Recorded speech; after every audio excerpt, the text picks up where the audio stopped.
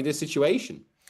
In the Mirror, Riath, Ian Murtis described it as Alexander Isak going for the nuclear option in a desperate bid to force a move from Newcastle to Liverpool. Interesting words chosen there, nuclear, desperate. How do you feel he's handled this whole thing? I don't like it at all personally. I'm probably a little bit curmudgeonly about that. I think if you're Liverpool, I think you're looking at a world class. Personally, I'm probably a little bit curmudgeonly about that. I think if you're Liverpool, I think you're looking at a world class Premier League proven striker, and you just want to you just want to get the deal over the line. But you do wonder if you're Arne Slot looking at it when you look at the kind of personality makeup of a squad and how important that is. I always find it interesting to see how what circumstances a player leaves his previous clubs in. There are obviously, we can be sanctimonious to talk about right ways and wrong ways. I think going on strike, I think it's a bad look. We don't know the full picture yet. I think that needs to be stressed. Sort of, Isak stayed very quiet during this process. It would be good to know his side of this at some point. When Miguel was talking a moment about escalations, I suppose the logical one in the sort of saga train is him coming out and giving him his side. If there been broken promises, what has compelled him to feel this strongly? Is it just this once in a career opportunity to go over to the champions? They've had a great summer of strengthening. I think they look like an excellent squad again. They clearly need another striker to go in there with Ekitike, but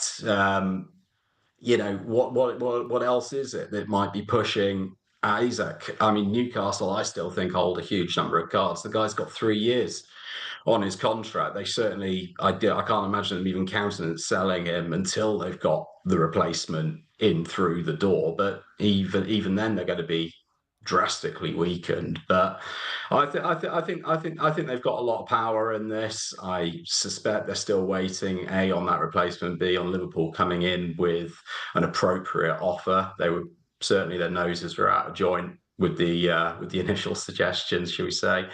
But this is a saga. It's been running for weeks and longer now. So there does need to be a resolution. But fundamentally, I do think this is a bad look for Isak. I certainly don't think it says good things about him that he's taken this approach. And maybe not just Alexander Isak. We know that there are other figures involved here. And in the Daily Telegraph and Luke Edwards' piece, well, Alexander Isak's agent has told Newcastle the striker does not want to play for the club again. That's his first words in his article. And how genuine do you think this threat is, Miguel? Yeah, I'd say quite genuine. Now, to be fair, if there's no movement and once it gets past the window, then Isak has to deal with a different reality, which is, of course, that he faces up to at least 4 months of potentially not playing. Not something you want in a World Cup year. So there's leverage in the other direction there. But then by that point, I was about to say, like, would Newcastle care about that? But I mean, ultimately, as Howe has intimated in some of his press conferences, if Howe could, he'd bring him back into the squad.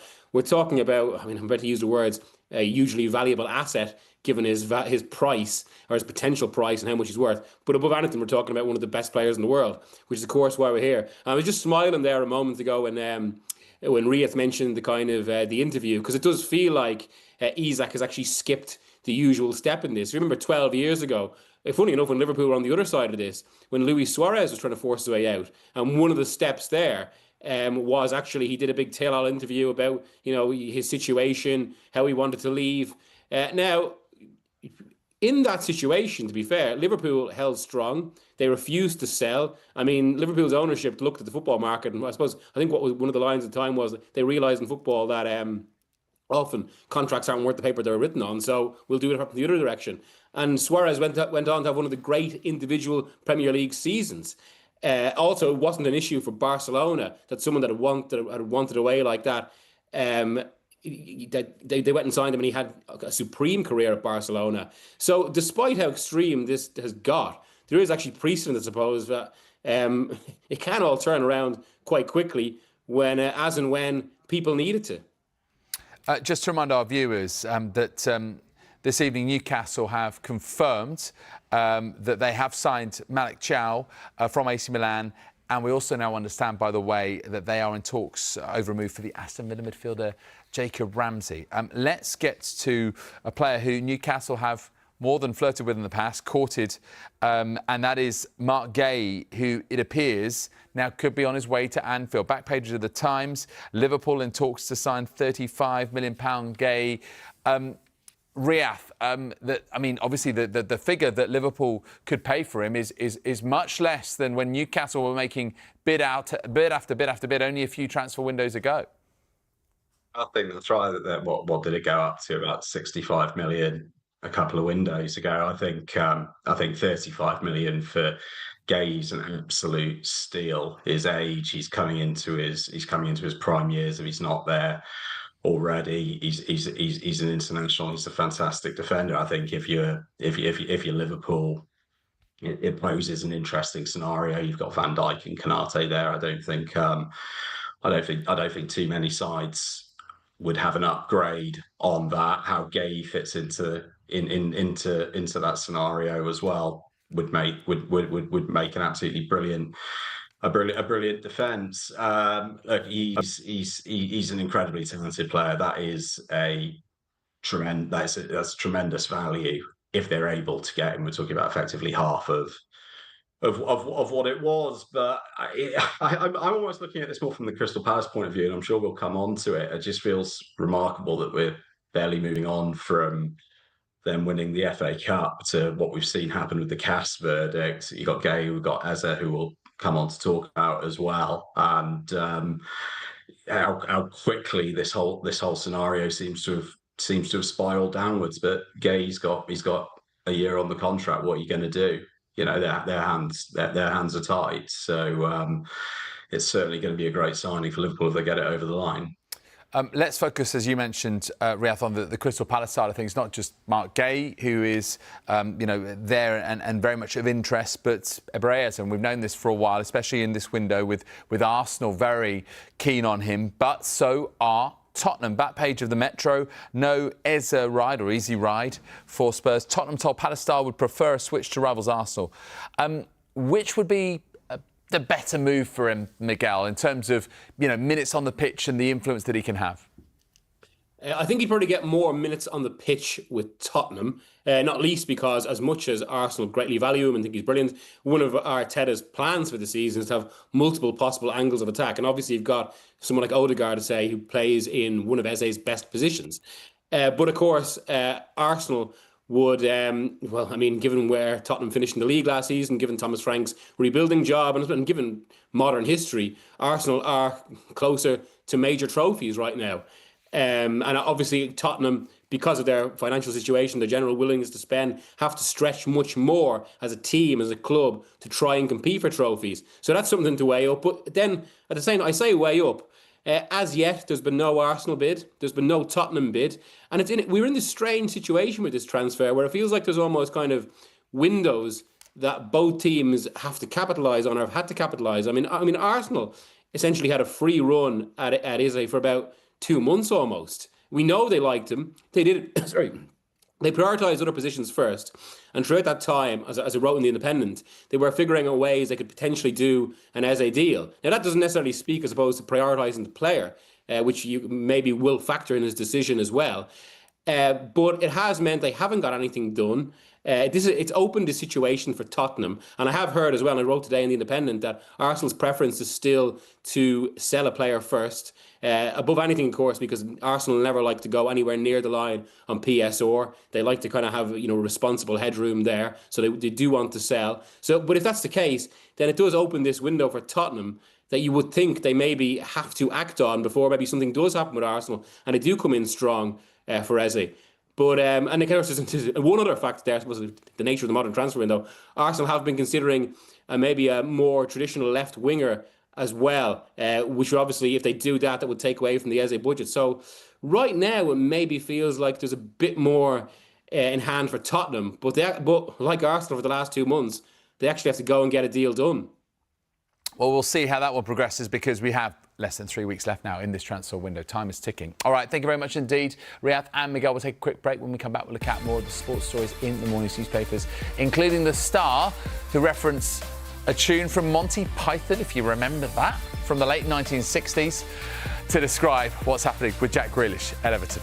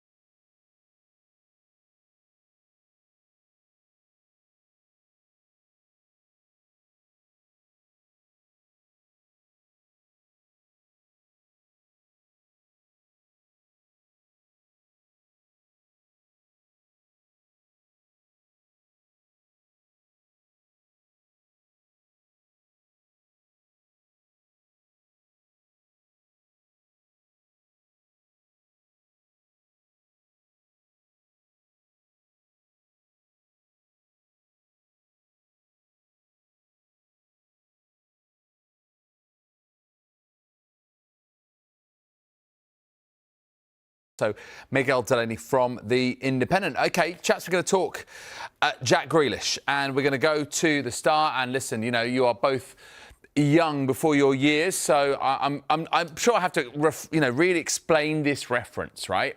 Oh, he's a number, Jack, and he's OK, like Gazza and Rue in 18 He'll Play. It comes from Monty Python. It's, sketch show, famous British humour from the 1960s.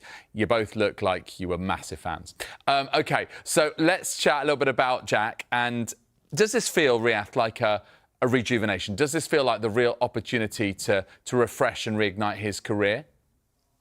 I hope so, because I think I'm kind of the view that life is a lot more interesting when Jack Grealish is happy and playing football. Probably been a little curmudgeonly at times in part one, but with Grealish, I've just got a massive soft spot for the guy. When sort of people were getting into him a little bit after the treble, and I think he was drunk for however many days straight and all the rest of it. I like him. He's a free spirit. He's a rainmaker. He's a splash of colour in the game, and he's also a fantastic player. So fundamentally, that's why I like this move. He's 29. It's about time that he that he got back at it. I'm hoping that he gets a little bit more flexibility to show himself under David Moyes. It feels a little counterintuitive to say.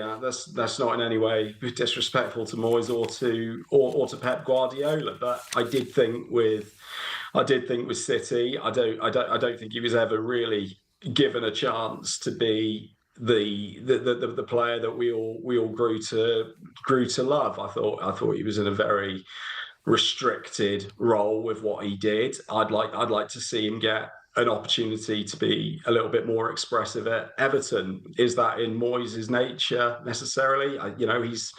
He's had great creative players in the past. There's no reason why he can't, but he does like to see his team put a defensive shift in. We've seen Grealish do that at City, not necessarily last season. I'd say the season before certainly, but I think it's going to be interesting about where he plays him. Is he going to use him as a number 10, or is he going to use him out left, which is where Grealish has played most of his career? Well, that means displacing Njai, who was their best player last season. So that's an interesting dilemma, but I'm sure we can come to that through the season. I just think at this stage, it's just really nice to see Grealish back in a scenario where he looks wanted. He might get a little bit of love that he needs, and because it's not that long ago we were talking about £100 million player, great player. It'd just be great to see the best of him again. Yeah, talked about wearing the number 18, which of course belonged to both Paul Gascoigne and Wayne Rooney. Also, Phil Neville, Gareth Barry and Ashley Young, although they didn't mention those specifically. Let's go to the eye and talk more about Jack Grealish, because, not just him getting his mojo back, but I wonder, how does this help transform Everton a little bit, Miguel? What do you make of where they will be set? Where are their expectations set now? Well, it's a bit of stardust, isn't it? I think one of the almost tragic elements of the modern Everton, especially over the last few years, have been issues with the ownership. It's almost felt like this kind of perpetual decline, a lot of anger around the club, a lot of frustration around the club. And that always culminated in this period where, I suppose to a certain degree, their very existence was threatened, given the debt, given the struggle to sell. And obviously that meant any element of squad building was completely restricted. And now, after all that, they have a player who, whatever way his career has gone, he is still a name. He's still, I would say, mostly a beloved figure. I've personally got a lot of time from having interviewed him a few times on England get-togethers and things like that. And also, as Riyad has spoken about there, a playmaker, someone that brings, joy to the game because of what he'll try. I think he'll be loved there, and he'll love it there. And just picking up on Riyad's point about his tactical role, I actually think, while the club itself is a very good choice for him, I actually think this could end up almost a perfect choice tactically. Who knows, maybe playing this at the end of the season will come across as one of those very wrong shouts. But if you look at it, although Grealish could do most of the things that Guardiola wanted him to, and especially in that first season, he did them very well. First 2 seasons, really, although it wasn't really his best game. His best game is actually when he has that freedom, when he himself expresses himself, when he isn't necessarily as controlled. And that's what actually Moyes allows from his attackers. I remember it was actually a big debate at Manchester United in 2013-14 when Moyes' football was compared unfavourably to newer coaches like Guardiola, that while his defence was very well structured, he almost allowed his forwards to have much more of a free role. And so while the game might have evolved, Moyes' football is still effective, and he still gives attackers like this. He likes to build around a player like Grealish. So suddenly Grealish himself will have so much more space of his own to interpret, I suppose, a lot of kind of modern coaching vernacular goes. And I think that we'll begin to see the best of Grealish. I think it's very exciting. And as I say, adds the element of stardust to Everton again. Let's move to Riyad's paper, The Mail. And on the right of the back page, by Matt Barlow, Frank leaves out Bissouma for being late. So the first little challenge for Thomas Frank here at Tottenham Hotspur, dealing with Yves Bissouma and choosing to axe him from the Tottenham Hotspur squad for the Super Cup against PSG in Udine. What do you make of it, Riyad?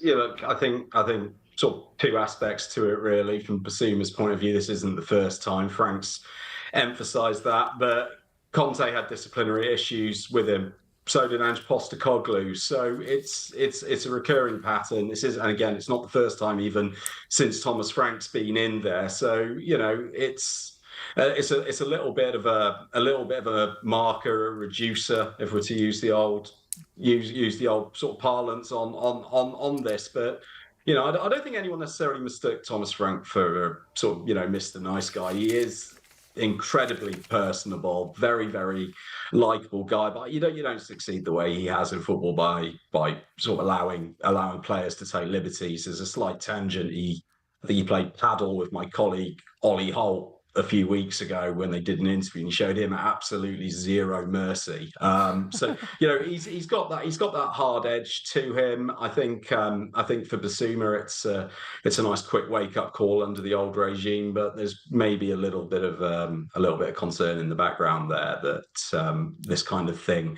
keeps on happening. Quick one to you, Miguel, on the game itself between Tottenham and PSG. Obviously, given the fact that Chelsea beat them in the Club World Cup final, so any chance that Tottenham could also get a win here and another trophy? Well, the odd thing about that game is, given the way we were talking about PSG as this awesome power at the end of last season, which they were, I think it became evident in that final that Enzo Maresca had highlighted a flaw that Chelsea repeatedly exploited. And there is a blueprint there for Tottenham, and maybe everyone else going forward. Of course, Luis Enrique is a good enough coach to try and solve it himself, but it's something that has to be solved. On the other side, and Frank is a very intelligent manager in that way, but Spurs, of course, have their own issues. It's been a bit of a kind of a staggered pre-season. They haven't really kind of quite built on the Europa League victory, despite, I think, what is a great choice in picking Frank. And just with the way things are going, it's still maybe, and the way actually Spurs were beaten 4-0 by Bayern last week, even if it was friendly, it's hard not to see maybe a comfortable PSG win here. Yeah, although admittedly, maybe also some little distractions with the likes of, Gianluigi Donnarumma. We know that the speculation surrounding him at the moment, where he might head, whether it is somewhere in the Premier League, and it looks like it could well be. Thank you so much, Riyadh and Miguel, for your insights, for your opinions and for your company this evening. We appreciate it as always, and we will see you again very, very soon indeed. Just also to remind you that we'll be looking at all of the transfer news with our regular output from Good Morning Transfers in the morning, Transfer Talk at midday, and then, of course, the Transfer Show at 5 and at 7 every weekday as we look towards that 1st September deadline. OK, if you missed any of Back Pages tonight, another chance to see it, hour. The show also available as a podcast. Just download Back Pages on Apple, Spotify, wherever you get your pods. Join us again on Wednesday night. Our guests will be Martin Hardy from The Times and the Daily Mail's Ian Ladyman as well. Plenty to come here on Sky Sports News, and we're reflecting on one of the stories that we've discussed with Riyadh and Miguel, the future of Mark Gay, which once again appears to be in the air.